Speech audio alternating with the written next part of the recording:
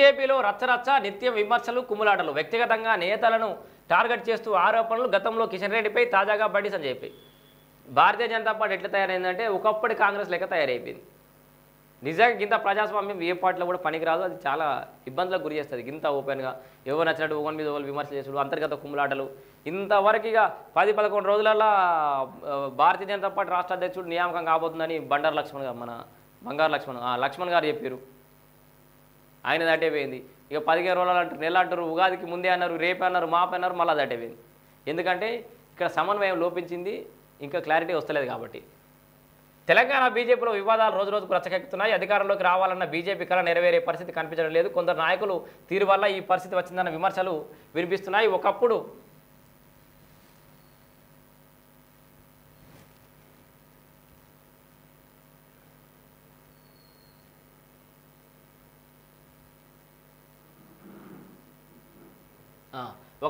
సిద్ధాంతాలకు కేరఫ్గా ఉన్న పార్టీ నేడు అంతర్గత విభేదాలతో సతమతమవుతున్నది. పలువురు నేతల తీరుతో పార్టీలో పడిపోతున్నదని విమర్శలు వస్తున్నాయి. సొంత పార్టీ నేతలపైనే వ్యక్తిగత విమర్శలు, అంతర్గత కుమ్ములాటలు నిత్యకృతమయ్యాయి. ఇప్పటికే రాజాసింగ్ సొంత పార్టీ నేతలపైనే ఘాటుగా విమర్శలు గుప్పిస్తున్నాడు. నిత్యం ఏదో ఒక సమస్య భారతీయ జనతా పార్టీలో. తెలంగాణ బీజేపీ ప్రతిరోజు ఏదో రకంగా వార్తలు నిలుస్తుంది. రోజుకో ఇష్యూతో రచకెక్కుతున్నది. బండి సంజయ్ రాష్ట్ర అధ్యక్ష పదవి నుంచి తప్పుకున్న వెంటనే చేసిన కామెంట్లు సంచలనమయ్యాయి. నన్ను ఎలాగూ పని చేయనివ్వలేదు, కనీసం కొత్త అధ్యక్షునైనా సక్రమంగా పని చేసుకొని ఇవ్వండి, పుల్లలు పెట్టే పని చేయొద్దంటూ బండి సంజయ్ చేసిన కామెంట్లు పార్టీలో దుమారం రేపాయి. బండిని తొలగించడం వెనుక కొందరు నేతల హస్తం ఉందని బలంగా ప్రచారం సాగింది.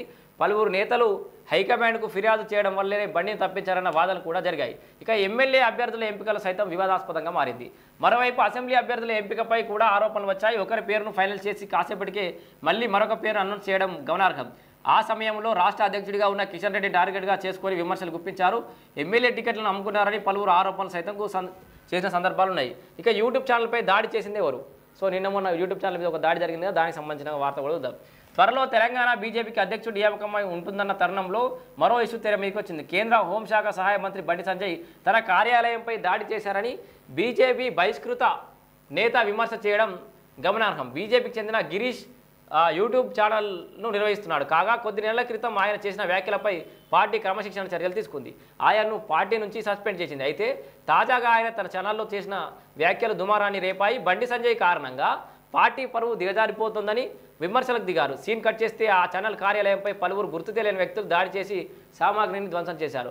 ఈ దాడిని బండి సంజయ్ చేయించారని సదరు వ్యక్తి చెబుతుండటం గమనార్హం. అయితే వాస్తవానికి దీని వెనుక ఉన్నదెవరనే అంశం ఇప్పుడు అందరి మీద తొలుస్తుంది.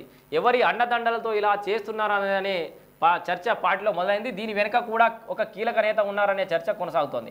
అయితే ఆయన అండతోనే ఇదంతా జరుగుతోందని వినికిడి. మరి ఆ నేత ఎవరన్నది పార్టీ గుర్తిస్తుందా లేదా అనేది సస్పెన్స్గా మారింది.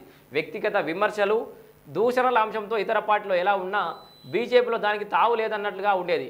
ఉన్నా బయటకు పొక్కకుండా ఉండేది. ఏం జరిగినా 4 గోడల మధ్య ఇంటర్నల్గా ఉండేది. కానీ క్రమేణా కమలదళంపై సైతం ఈ అంశంలో ఇతర పార్టీలనే అనుసరిస్తున్నట్లుగా పొలిటికల్ సర్కిల్స్లో జరుగుతుంది. సో గతంలో భారతీయ జనతా పార్టీ అంటే ఇంటర్నల్ ఏం జరిగినా అల్లనే ఉండేది, బయటకు వచ్చేది కాదు. ఇప్పుడు మొత్తం మిగతా పార్టీలాగానే అన్ని బయటకు వస్తున్నాయి అంటారు.